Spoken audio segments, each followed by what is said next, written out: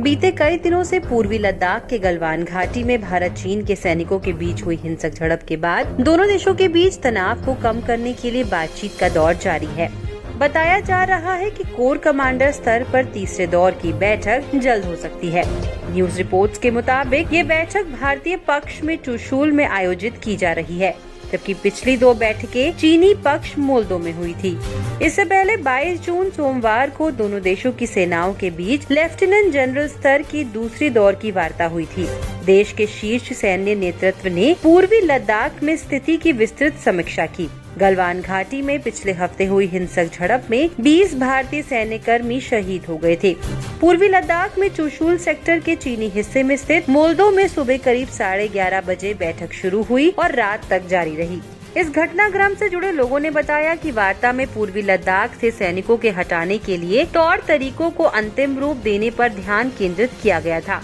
दोनों पक्षों के बीच उसी जगह पर 6 जून को लेफ्टिनेंट जनरल स्तर की पहले दौर की बातचीत हुई थी, जिसके दौरान दोनों पक्षों ने गतिरोध दूर करने के लिए एक समझौते को अंतिम रूप दिया था।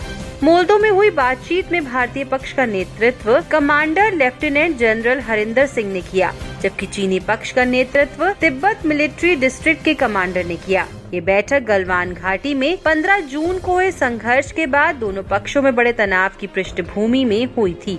ये बीते 45 सालों के दौरान सीमा पर हुआ सबसे गंभीर टकराव था। गलवान घाटी में 15 जून को हुई हिंसक झड़प 45 साल के इतिहास में दोनों देशों के बीच सीमा पर सबसे बड़े टकराव वाली घटना थी। इसमें भारत के 20 जवान शहीद हो गए थे। वहीं चीन की सेना ने अपने मारे गए जवानों की संख्या नहीं जाहिर की। पिछले 5 दशक से भी ज्यादा समय से सबसे बड़ी सैन्य झड़प के कारण क्षेत्र में सीमा पर पहले से जारी गतिरोध और भड़क गया है। भारतीय वायुसेना ने चीन के साथ लगती 3500 किलोमीटर वास्तविक नियंत्रण रेखा के पास सभी अग्रिम अड्डों को अलर्ट कर दिया है और संघर्ष के बाद तैयारियों के तहत लड़ाकू विमान और हमलावर हेलीकॉप्टर जैसे अतिरिक्त संसाधनों की तैनाती की है। भारत और चीन की सेनाओं के बीच 5 मई के बाद से ही पूर्वी लद्दाख के गलवान और कई अन्य इलाकों में गतिरोध जारी है।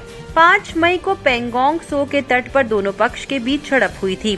सीमा गतिरोध को दूर करने के लिए दोनों देशों के बीच सैन्य और कूटनीतिक वार्ता जारी है। भारत चीन सीमा विवाद पर आपकी क्या राय है, हमें कमेंट सेक्शन में जरूर बताइएगा। साथ ही देश विदेश की तमाम बड़ी खबरों के लिए लोकमत हिंदी के YouTube चैनल को सब्सक्राइब करें।